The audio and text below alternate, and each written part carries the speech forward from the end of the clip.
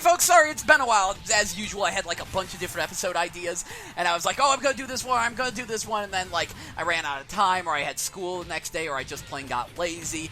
And not to mention, I've had some technical difficulties. Yeah, no intro this time, or the last couple times, cause, my desktop PC is shooting craps right now. The, Windows hard drive is deteriorating, like, really badly, and I can still load data off of it, but it's falling apart. Thankfully, the data drive, the one that has most of my data, not all of it, but most of it on it, is doing just fine. So I do still have that, but I need to replace the main drive, and that is an endeavor I have not indulged in. I do have a new hard drive to copy it all to, but on top of that, when I moved to the laptop, my NVIDIA graphics card started having driver issues. You see, there's this common problem, apparently, where at some random point in time, something involving, like, making audio go through your headset triggers it. The preview windows in Adobe Premiere and in the Elgato game capture window, the like, video preview windows just stop working. And it's like, what the crap, why isn't the video previews working? And it wound up, it's a graphic card driver problem. Most people solve it by rolling back their drivers. However, I actually can't roll mine back because mine was already rolled back further than any of the drivers NVIDIA actually has on their website. Downloading the oldest driver on their website didn't help. Updating the driver didn't help. Basically, the only way to fix this was I eventually figured out how to turn the NVIDIA graphics card off, and I'm just using the onboard graphics processor. And keep in mind, the graphics card is still technically working, it just doesn't work in that particular instance because of computers being stupid. Anyway, let's get to the most time-sensitive of this stuff. If you're at all interested in Skylanders, I would highly recommend running out and getting Gear Shift now. A couple stores did a thing where Gear Shift was, like, specially pre-orderable, and, like, if you pre-ordered her, you could get her, but otherwise you'd have to wait, like, a year to get your hands on Gear Shift. But, as many people predicted, there are spare Gear Shifts floating around. Judging by the reaction at my GameStop, sounds like they have a decent number of spare Gear Shifts, but there won't be another shipment for a while. I bring this up because, yeah, Gear Shift is a stance-based character, because she shifts gears, get it? Yeah, you press the B button and you can switch between, like, roll and the gear spins around you mode, gear blade melee mode, and kicking gear fragment mode. And I was like, wow, that's actually really, really cool. Also, speaking of which, I have a feeling that Crypt King here is going to be the new breakout Skylander, because just everyone seems to completely love him, myself included. Apparently, he was originally designed back in Giants as, like, parallel to Chop Chop, but, like, yeah, he's out now, and I'm sorry, that looks like a Keith Courage villain to me. Like, big time. I love it. That is a great friggin' character design. I will get back to you on if Trap Team is that good or not. I'm still a little on the fence. I've got some interface issues with it. But I don't know. I'm on the fence at the moment. I can't really say if I like it more than Swap Force. At the moment, I think Swap Force might be a little actiony and definitely had a better interface, so I liked it better in some respects. But Trap Team is definitely better than Giants and almost as good as Swap Force at the very least. So if not better than Swap Force. So the new characters basically evens that out. I'll get back to you later. Ah, crap, there's a Parappa-style minigame that uses unique voice clips for each Skyland. I am Arbo, son of Barbo, child of Larbo. I'm a tree. Follow me. Follow me. Okay. Follow me. All right. Go, 10 out of 10. quickly. Yeah. Next up, the compatibility list for the PlayStation TV is out. Yeah, you're probably going to want to rethink buying one of those. You see, I actually imported a Vita TV, and I was going to do this big ol' episode. I recorded all this footage, recorded the audio. I was going to do this episode about how much the Vita TV sucks, but people kept bringing up the fact that, well, I'm trying to play American games on the Japanese system. But, like, I tried them, and out of the 11 Vita games that I have on, available to me, only 3 of them worked. Senran Kagura Shinobi Versus, which was the only Japanese one, Valhalla Knight 3, and Dragon's Cry, which is really weird, because when I first got it, Valhalla Knight 3 wasn't working, and I didn't update it, it just randomly started working. It's really weird. But people brought up, I'm trying to play American games on a Japanese system. So there might be some kind of region issue, and that's partially true. The system is, I want to make this clear, the system is not region locked, and the compatibility issues have nothing to do with the touchscreen. You can click in the analog sticks to activate touchscreen emulation. Like, I hear you can play Touch My Katamari on it, and it's barely playable, but it does work. So it's not the touchscreen, and it's not exactly the region. The Vita TV is region-free. It does play American games. Valhalla Knight 3, again, my English copy is working just fine on it. What it is sometimes, frequently in fact, the translation process somehow breaks Vita TV compatibility. So there are games that work in Japanese, but don't work in English, like Demon Gaze. The Japanese one works fine, the American one doesn't. Soul Sacrifice. I think Shinobi-Do 2 might have been that. Actually, a lot of the games I was looking at, the Japanese one would work on the Vita TV, but not the American one. So, every time I tried to tell people, hey, be wary, they were like, well, you're trying to play Western games on or American releases on a Japanese system. Well, Sony just released the compatibility list, and if you actually pay attention, that list of 700 games is not so hot. Like, there are only 84 Vita games that work with the PlayStation TV. Now, in total, there's like 774 Vita games, according to Wikipedia. However, that's counting a few that aren't out yet. That's counting all the Japanese ones and stuff. Last I heard, I don't remember exact numbers, but it was somewhere between 250 and 500. I know, kind of a large gap.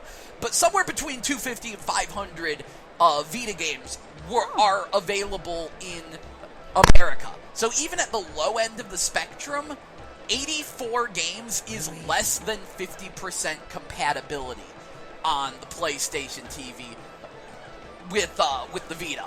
So I want you to be aware of that. And I checked it, and on the games that didn't work on my list, Sonic and All-Stars Racing Transformed is now magically working on the American one, and Demon Gaze is supposed to work. However, all the other games on it don't work. Gravity Rush is not working, Ys isn't working, Shinobi-Do isn't working. And perhaps, so there really isn't much of a change, and most strikingly, and this is kind of disturbing, Senran Kagura is not on the US list. This is disturbing partially because, again, the Japanese one most certainly works on the Vita TV, and the fact the US release of Senran Kagura Shinobi Versus is the exact same day as the PlayStation TV in the US. So you could kind of look at it as a launch title for the PlayStation TV, except it might not be compatible with it. Now, this could just be because the game isn't out yet, but still, that's kind of disconcerting. And of course, this is probably setting off a bunch of alarms. What other games don't work? I checked. Uncharted still doesn't work. I don't personally care.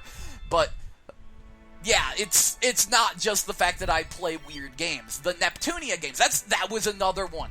All the Neptunia games work in Japanese, they don't work in English.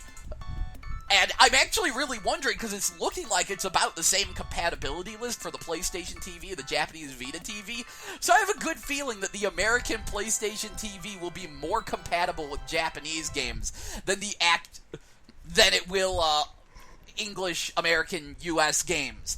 Which is nutty to think about. And of course, I know exactly what all y'all are thinking. What about Tales of Hearts R?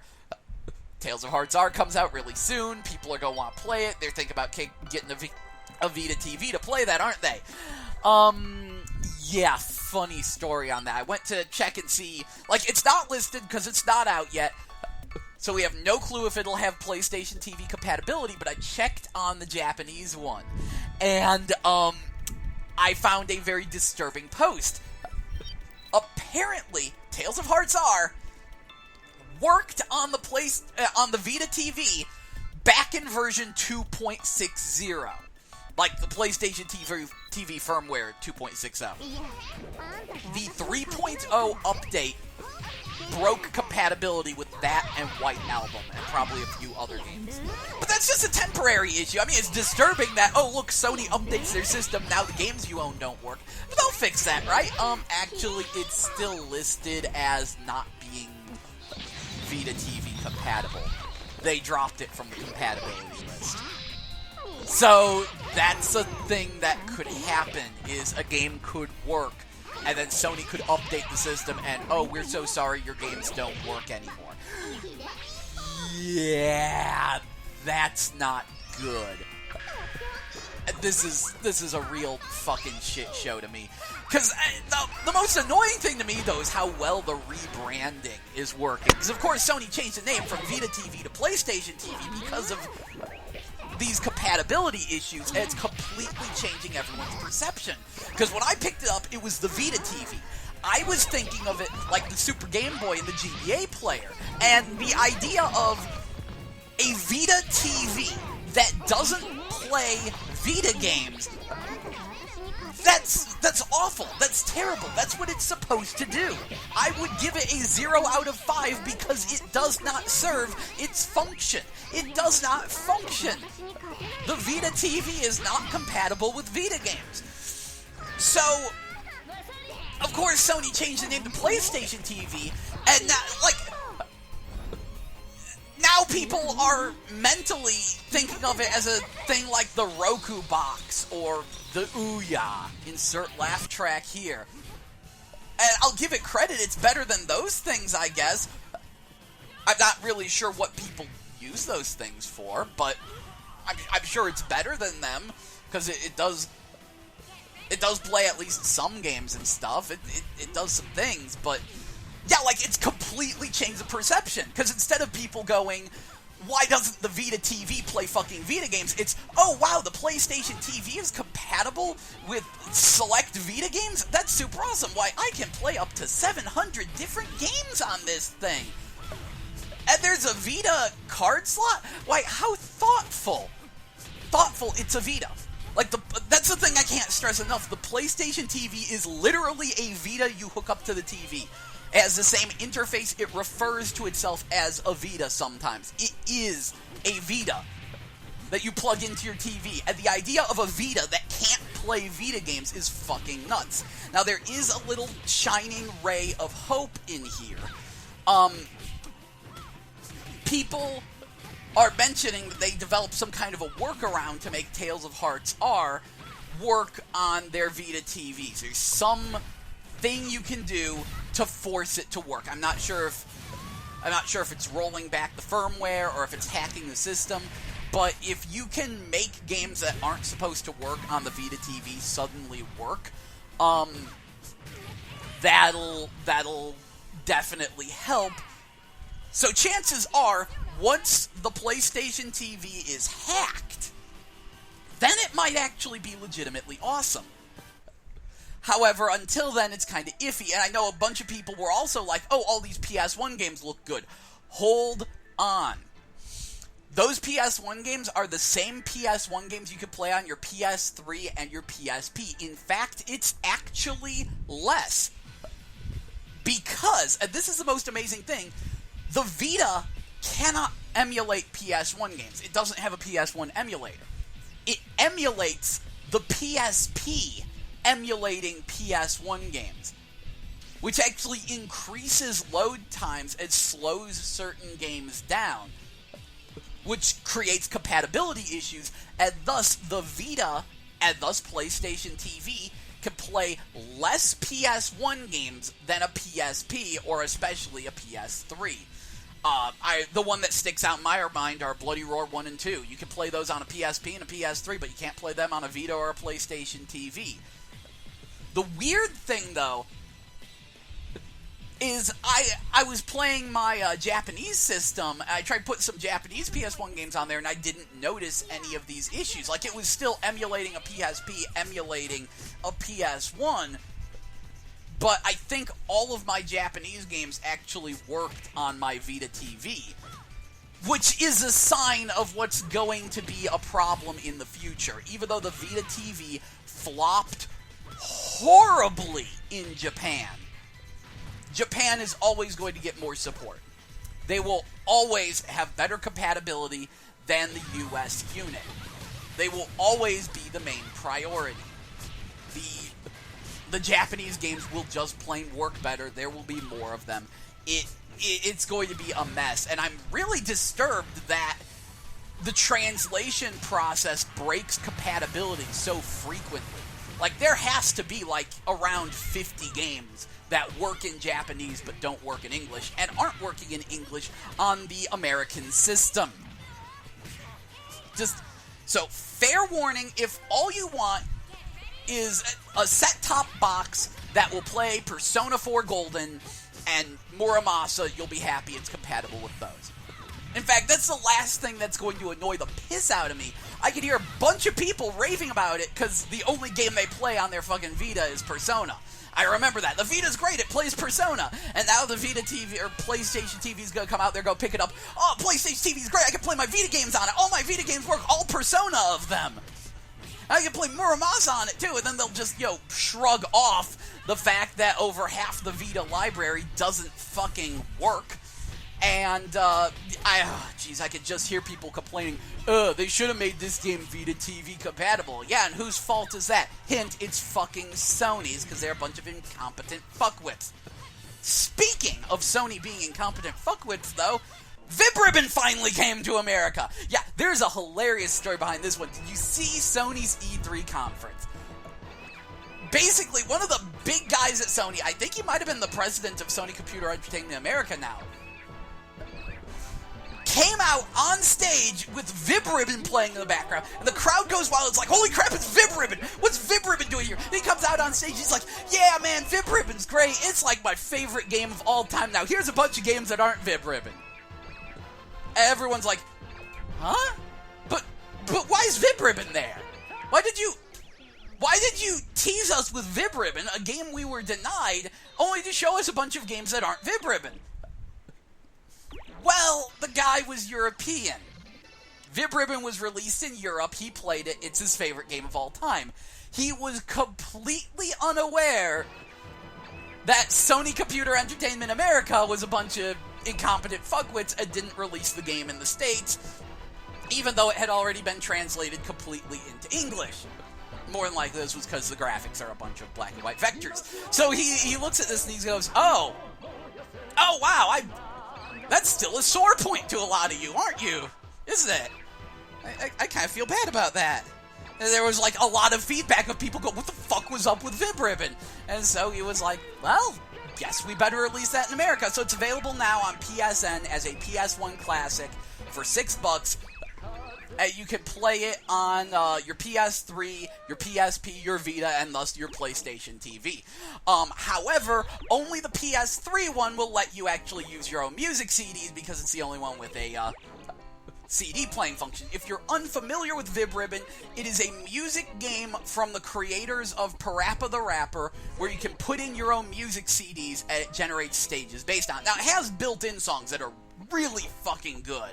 Like, I love the default soundtrack, so you can still very much have fun with it on your PSP and Vita. But yeah, like, if you want the proper Vib-Ribbon experience, you're going to need audio CDs and a PS3.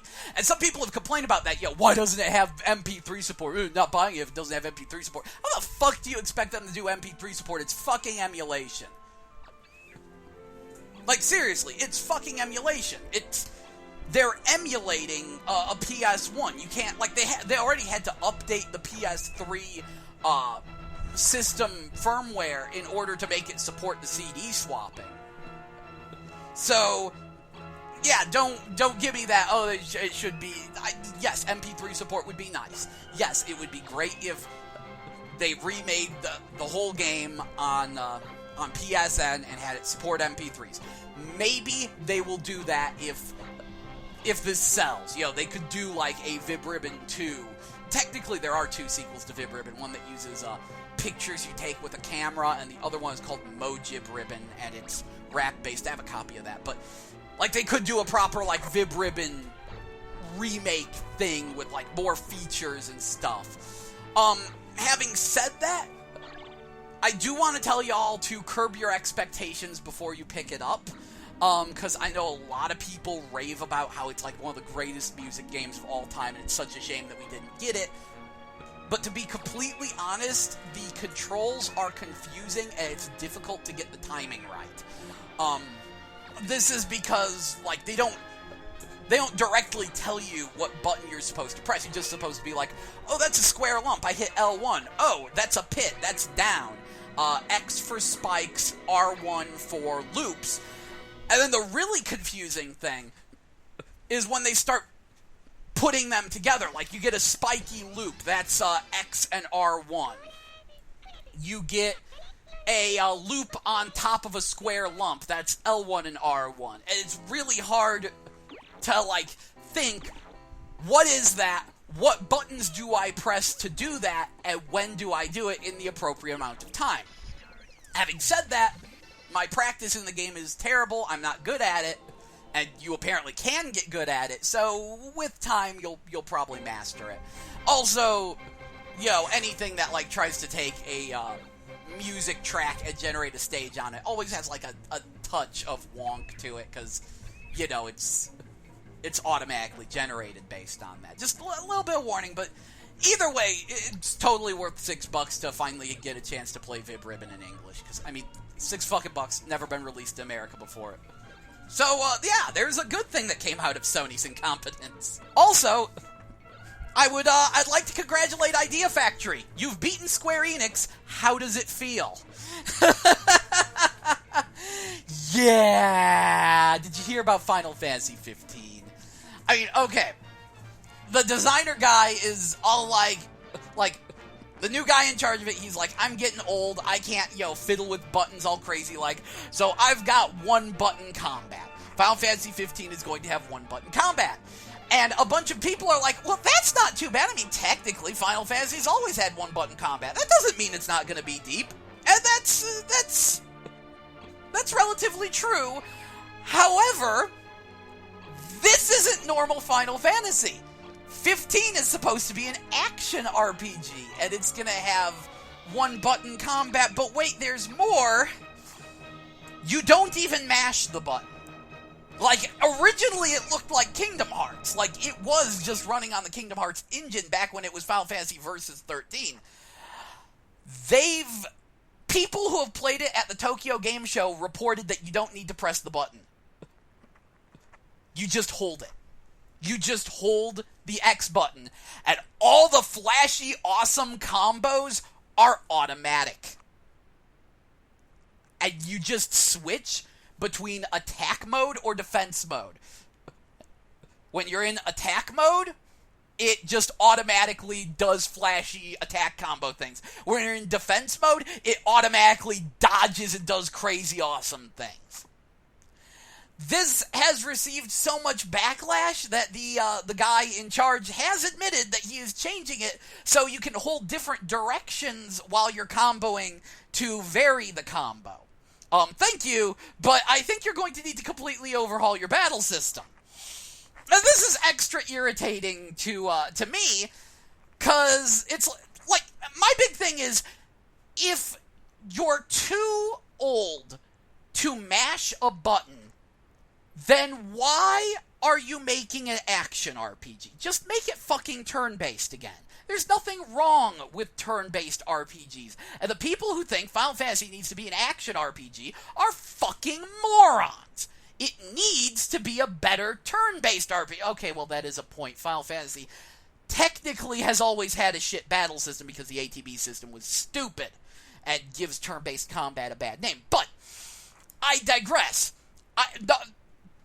You know want out of a turn-based game, and this would be perfect for Final Fantasy. I want, okay, rigid turn-based. It's your turn, time freezes, cameras rotating around everyone, zooming in, looking all Matrix style. Time is frozen. Menus pop up, you make your selections, you choose what you want your entire party to do, you click go. Time starts back up again, dynamic camera angles, turn it into a flashy cutscene. Because think about it, turn-based combat, you choose all these actions, you click go, you watch them play out. They're just vague suggestions, attack this guy. You don't tell them how you want... You don't tell them how you want them to attack. They already have, for Final Fantasy 15, this automatic, flashy combat-like thing. So replace that with the attack command, and then do a bunch of flashy camera angles and cut it together to make it look like a movie. Do it Evil Zone style. I don't know if you played Evil Zone, but that game was basically just a bunch of summon animations strung together into a fight. But what they did to make it not boring was every time you did the summon, or rather they were throws, every time you did one of these flashy cutscene moves and throws and things, it would use different camera angles. The first time you do it, it does the medium cut of a move. Every other time you do it, it does a shortened cut. And then if you finish your opponent with one of the flashy cutscene moves, it does the extra long finishing move version of that move. And that was the coolest thing ever. I've never seen that in any other game. And that is what Final Fantasy needs in its turn-based combat,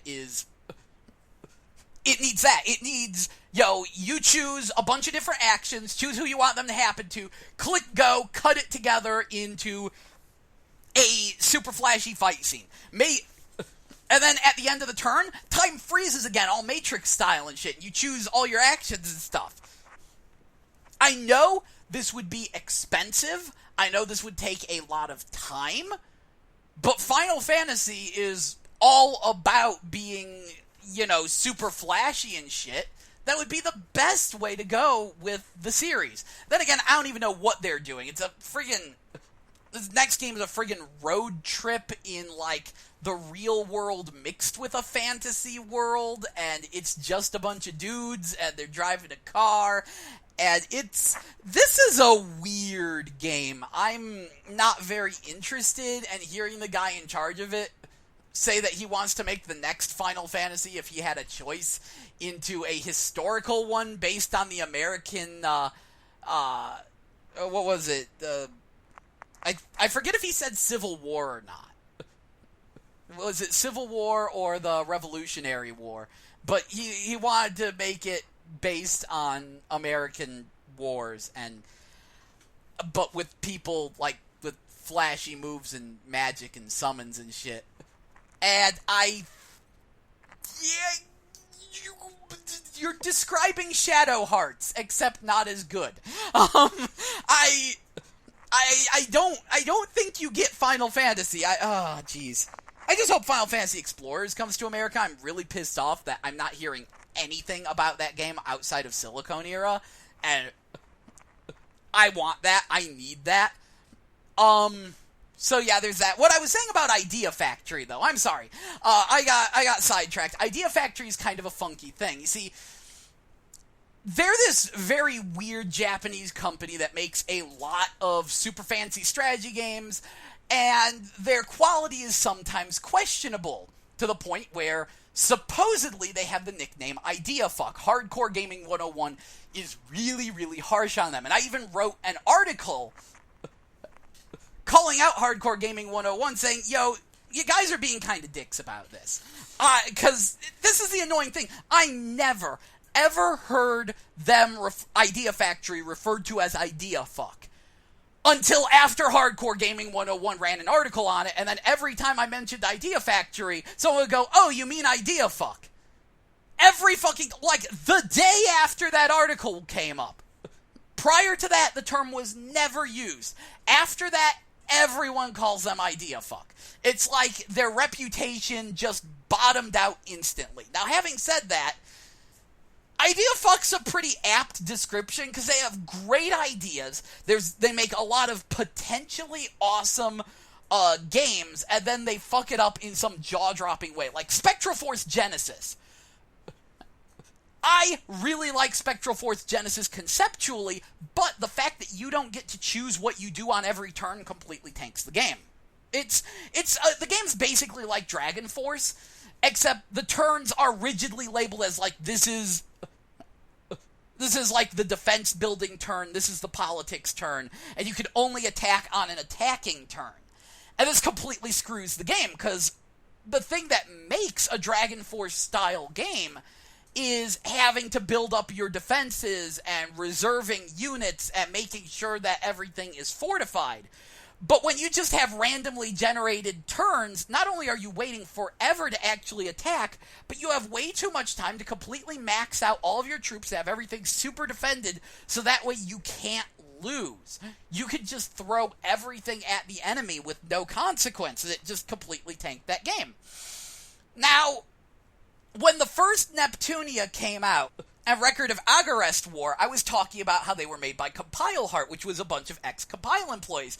And the games weren't very good, so a bunch of people came up to me and they were like, no, it's not Compile. They got bought by Idea Factory. Everyone from Compile left. And they're basically Idea Factory games. These are not Compile games. Like, I swear Agarest War was an old Compile series. Like, there was an old Agarest War. The reason I bring this up is because I did pick up Fairy Fencer F, which is basically Hyperdimension Neptunia minus the Neptunia, like it being, like taking those mechanics and making a normal RPG. Now, the first Neptunia was crap. Even the people who made it agree with this, that's why they remade it on Vita where it wasn't crap. Though they removed one of my favorite characters in the series in the process, because Red Entertainment was bought by a Chinese company, and damn it, Red's my favorite character. Red's awesome! I want Red back!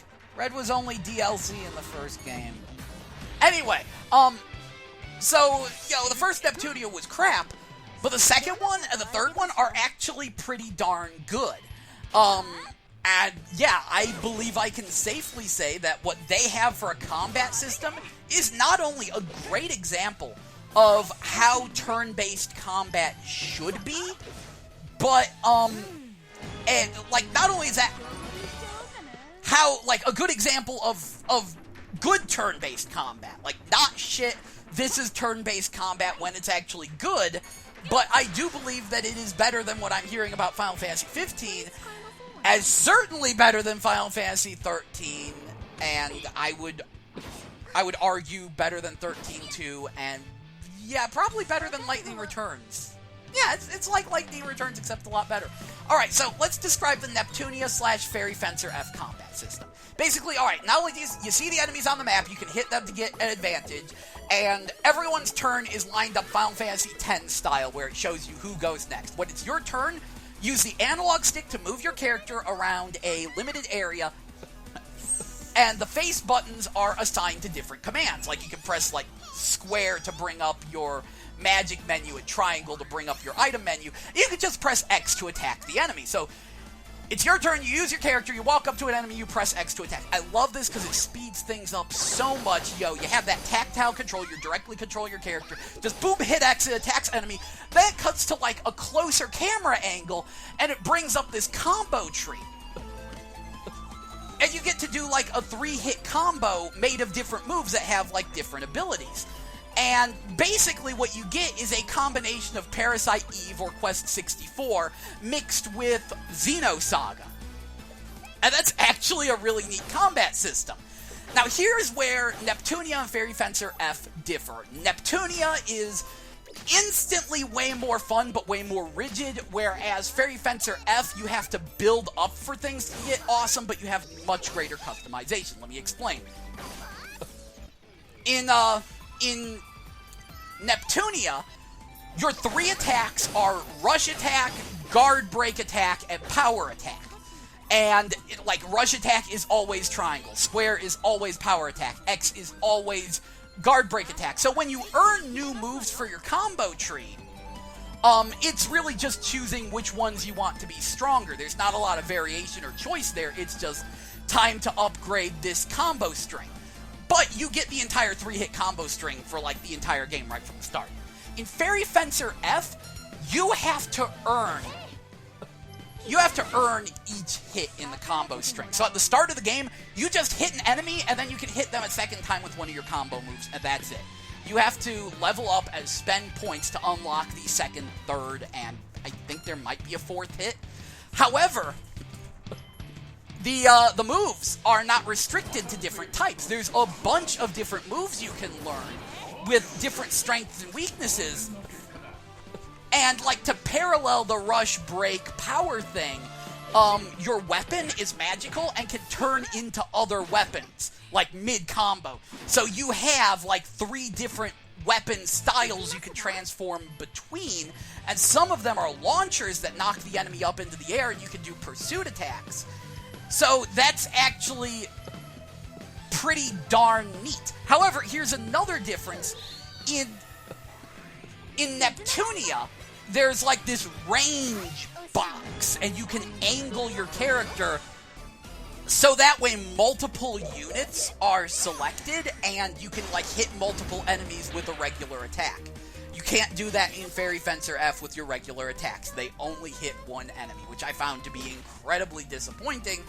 But I guess it adds a little more strategy to the game, because in Neptunia, all of my positioning was based around just hitting as many enemies as possible. And, you know, because hitting as many enemies as possible is usually the best strategic solution. Whereas here, since you can only hit one enemy, you might actually want to think about where you place your characters in relation to one another and stuff like that. Either way, I think you can tell from this description that this is actually a really cool combat system, which I think a lot of you, I think it's good times. Now, Fairy Fencer F or Neptunia, which one is better?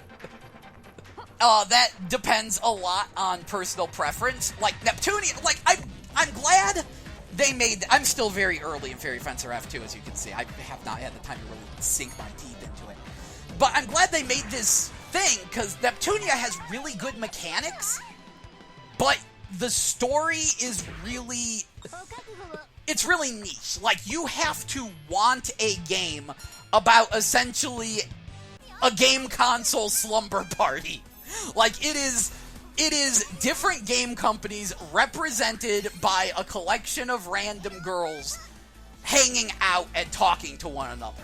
Most of the game is just them talking and hanging out for hours upon hours on end.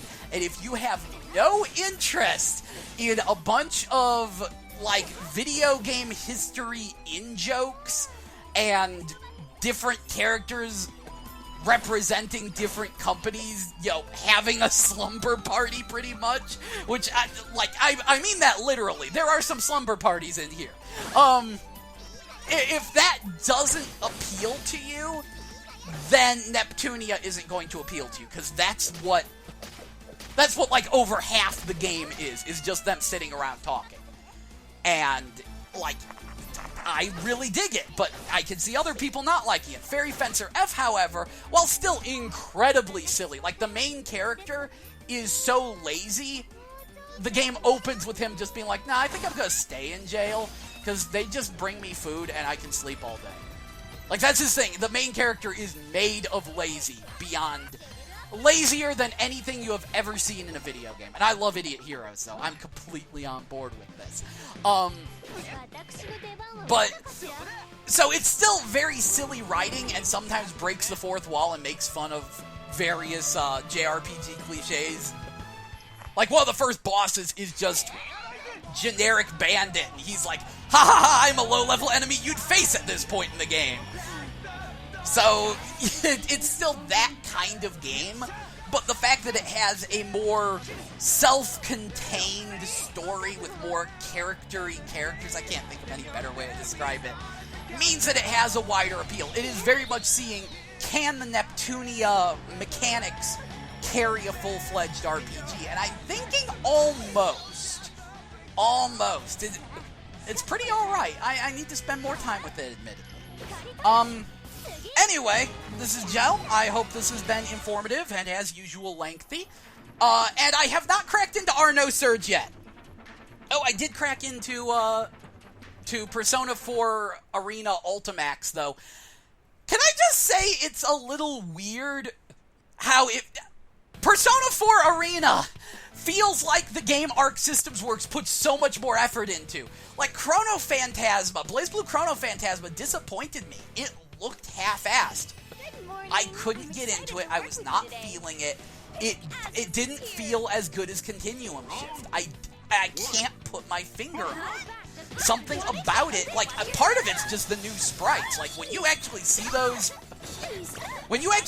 sprites, like, on a fancy 1080p TV, you begin to see that there are a bunch of errors on a lot of these sprites, and the game actually doesn't look very good if your resolution is up too high. Like, I completely understand why they're using 3D models for Xrd, which I know a few people are grumpy about. I completely understand. But the BlazBlue sprites, when you crank them up to 1080p, they don't look as good as you think they do. There are issues on them. But then I play Persona 4 Arena, and I'm like, the presentation and visuals and sprite work and everything is so much better. This is like it's bursting with personality and content, and I'm like, this is the most effort I've seen in a 2D fighter this side of KOF 13. This is fucking incredible, even though I'm not that into the Persona 4. This is really nice. Like, I'm totally digging it. And actually, speaking of Arc Systems Works releases, Arcana Heart 3 Love Max came out. Yo, all caps, 5 exclamation points. I will say that they didn't add any new characters. That annoys me. Game-wise, it's like the upgrades from Arcana Heart 3 to Love Max are very much, like, mostly just mechanic balance things. Like, they added a new half super for all the characters, but a lot of it is stuff you really wouldn't notice unless you're a hardcore fan on that front. However, they added boatloads of extra story. Like, all the characters have wacky side stories. All the characters have this secondary after story. And the story mode in the arcade story mode in Arcana Heart 3 is one of my favorites, because they just give you a big list of characters and you get to choose who you fight, and then you have unique dialogue with every fight, and then, like, there's a few specialized fights you have to do that actually progress the story, but it's nice that you get to choose who you want to fight, so you can see, like, what happens when these characters meet up with one another in this game. I really enjoyed the story mode in Arcana Heart 3, and if you don't already own Arcana Heart 3, I do recommend it, because Arcana Heart 3 fixed all of my problems with the original Arcana Heart. I wanted to like that game, but the controls were stiff, the music sucked, the character designs were bland, the backgrounds were boring. However, in Arcana Heart 3, they've brought in multiple character designers for Arcana Heart 2, and then the Arcana Heart 2 expansion, and then Arcana Heart 3. They keep bringing in, like, new artists and character designers, and they keep adding their own characters to the roster, making it more varied and interesting. The controls are way better, the game is way faster, the music is way better. The backgrounds are still static and bland, but at least better thought out bland.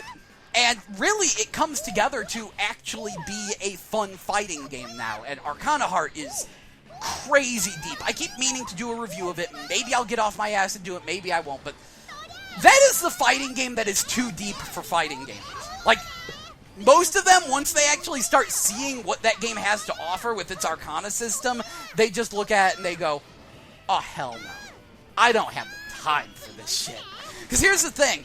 Every character has a different Arcana, but you can mix and match the Arcanas, and each Arcana not only tweaks how the character plays, like, they'll give them different passive abilities, like the Wind Arcana speeds up characters, reduces their strength, gives everyone, like, a double air dash. And you can equip that on the Grappler, and you have a speedy air dashing Grappler, and it's, like, a really good idea. But on top of that, each Arcana has its own move list. So the Air Arcana, everyone that has the Air Arcana can throw Sonic Booms. The Plant Arcana is all trap-based. I love Greer, which is this, he's a shadow blob that replaces your shadow. You get your own Eddie. Alright, Eddie from Guilty Gear, Zato 1's shadow. You could just put that on any character. It's fucking awesome. It's like one of the most brilliant things. And it's a great shortcut to the throw shit at a wall and see what sticks style of game design that many people claim Marvel vs. Capcom 2 had. Where there's all those characters, in bullshit fighting game character terminology, every character Arcana combination is a different character, in which case there's over 200 characters in this game. Theoretically, what this means is that every character could potentially be viable if you paired it with the right Arcana. There are so many character Arcana options that somehow there has to be a halfway decent character Arcana combination you can use. Even if it's just completely broken, it would be as completely broken as some other ones. Though, weirdly, the game hasn't felt completely broken, other than, like, the spinning attack that Catherine has. Kathy? Yeah, she's, like, my second favorite character. But, or maybe my favorite, I'm not sure, really. But, other than the spinning attack there, like, very little in this game really jumps out at me as being completely broken. They've tried to balance it, but yeah, like, I like the idea. Having said that, a friend of mine is a fan of Fiona Mayfield, and apparently she is still the worst character in the game, and no Arcana combination really makes her competitively viable, which is a shame because it seems like there's a lot of Fiona fans. But, I don't know what it's like in Love Max! So, maybe she improves there. I'm not sure. Anyway, I've rambled long enough. I need to actually play Arno Surge and make progress in Trap Team. Oh, yeah! Oh, fucking balls! So many games came out that distracted me, see? New Smash Brothers on 3DS! The netcode is actually good. Might have been because of a patch. Like, it's not great, but it's working. It's working pretty well. Like, I played against a person from Australia, and it only felt like I was playing Brawl. Like, that was the worst it got. If you play against someone from Australia, the game turns into Brawl. Speaking of which, this game is not Brawl. Like, no, it's not Melee. Nothing will ever be Melee ever again, because half of what makes Melee so magical was accidental programming glitches, alright? A lot of it really does create a glass ceiling that makes the game harder to play for newcomers. Wave dashing is a bitch. There's a lot of high-level techniques that take way too much work and knowledge to really get into, and Smash Brothers is all about being a super accessible fighting game. So while I don't begrudge Melee that at all, I love Melee, I can see why Sakurai would want to massage some of that out of Melee to make it more accessible. However, Brawl was not that. A lot of people I hear defend Brawl because, it's more accessible to newcomers. Fuck these hardcore gamers that, like, that all want their super deep game that is with all these bugs and glitches and things that make it inaccessible. However, here's the thing. Brawl is even worse for newcomers than Melee because it's a poorly made piece of crap. I have a friend who is a PC gamer, and he never played Smash Brothers in his life. He was there when Brawl came out, he tried to play, and he just came away frustrated and saying, I need more practice, I don't get this game. Now, a while later, TMNT Smash Up comes out on the Wii. He tries that. He fell completely in love with it, unlocked everything in a single sitting. Do you know why? Because TMNT Smash Up had better controls than Brawl. Now, people don't get what I mean with the control issues. Number one, we were using GameCube controllers. Don't even start with that. I was using GameCube controllers. We had them, we used them. Obviously, that wasn't the issue. The issue was, it was multiple things, but it was the fact that you would dash too easily, and the dashes were too long. So the game felt slippery and difficult to control. Which, actually seeing that return in the new Smash Brothers, if I'm playing against someone who's really, really laggy, playing against someone in fucking Australia, yeah, it might actually be the lag. Which was a thing I predicted. Like, in order to try to make the online work in Brawl, I think they tried to build some of the lag into the controls like they did with Mortal Kombat Deception, which is why I hate that game. I think they tried to build the lag into the controls so that way it wouldn't be noticeable online, and the result is that there's too much latency in the control, which causes your dashes to be way too long, making fast characters feel incredibly slippery, and leading to a lot of stupid shit. Like, there were 2 instances in Brawl that stand out in my mind. And the first one was, as soon as I got it, I want to make it clear, me and my friends spent years, hundreds of hours playing Melee. I bought a GameCube to play Melee as soon as I found out Mewtwo and the fucking Super Scope were in it. I was like, Mewtwo's in Melee? Give me a GameCube. And then they said there was a Bloody Roar coming to it. And that about sealed the deal. I was like, yeah, give me that GameCube. So, I've been playing Melee a while. I am not a high-level pro player, but I've put enough hours into it that I know my Melee. I know how to play Brawl at a basic level, right? Okay? I was playing Melee the night before Brawl came out, up until Brawl's release. I go out, I pick up Brawl, super excited at the midnight launch, bring it home, pop it in, pick Classic Mode, pick Peach, and immediately the game starts, I dash off the stage, kill myself, and lose on the first stage.